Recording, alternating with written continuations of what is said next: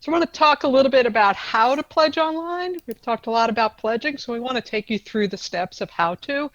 So it starts by going to our website, and you'll click the donate button right at the top, and then that takes you to the pledging screen.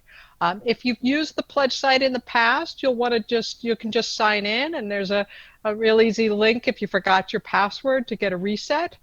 If you're new to the pledge site, then you'll want to sign up for an account. You'll need to enter your email and a password, and click sign up.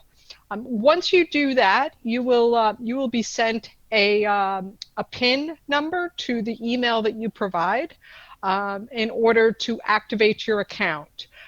So just to be aware, if you can use either a personal or a government email address.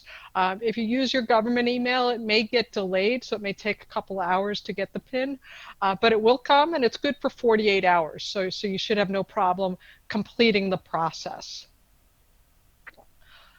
The next step, once you get into the login screen, the first step will be to update your profile, and this is the case whether you're new to the system or you made a pledge in past years.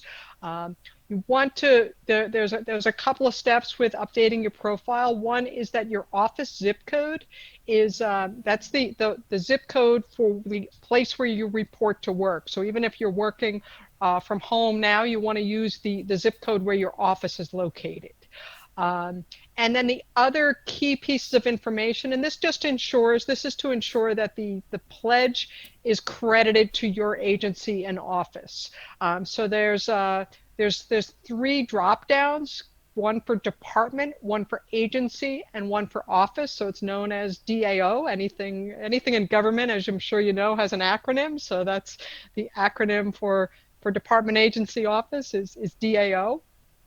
So when you take the first drop down, it'll be for your federal department. If you're in the military, you will see there's a drop down for active duty and each branch of service, and then for civilian in each branch of service. So you want to select based on that because it's all connected to your payroll systems. Once you select your department, then it will filter to all of the agencies that are connected to that department. And then once you select your agency, then the offices filter. And based on the zip code that you provided, you're going to see all of the offices in the zone are at the top of the list. So it should be easy to find your office. So then once you've updated your profile, then you'll move on.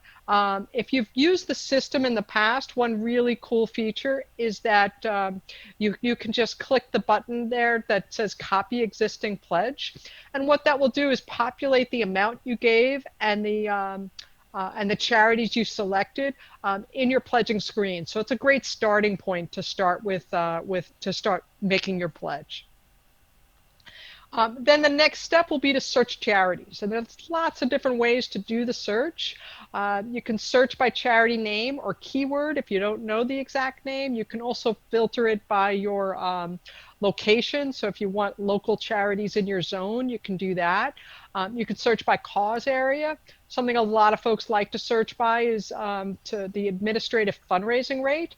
Because that is something that is visible within the giving site, or you can search by volunteer opportunity. So if you're looking to pledge volunteer time, all of the charities that have indicated they have volunteer opportunities available will be noted, and you'll see a hand to signal that they accept volunteer opportunities. One thing to be aware of is when you're doing the search, each criteria you put in is going to overlay on what you already did. So you may get to a point where you're not getting any results. So then you can just click the reset, and that will clear all your prior search criteria so you can start fresh. And then in making your pledge, you'll want to select your payment method. So are you pledging by payroll or by credit card or by a direct transfer from a checking account? And then you select your payment frequency. So if it's a payroll, it's 26 pay periods for civilian employees. It's 12 pay periods for active duty military. Um, and then that will calculate the annual amount. Once you select the pay periods, that will automatically calculate the annual amount. And then you go through with each of the charities that you've selected and put into your basket. You'll then identify allocating how much that you want to give to each charity. And you can do it by a percentage or a flat dollar amount. And you can distribute it in any way you choose. Um, then once there's also on this screen, you'll also see a box which indicates whether or not you want to share your information with the charity. And one of the benefits of giving through the CFC is it is by default confidential. So the funds come out of your paycheck, they go to the charity, but unless you click the box and provide your information, the charity will not get your name. So, if you prefer to just be able to know you're giving and you don't want to get 100 emails from the charity for the rest of the year, you can just not avoid the box. If you do want to share your information with the charity, be aware that you must share personal information. So it must be your personal email and your personal address. You cannot share your government email address.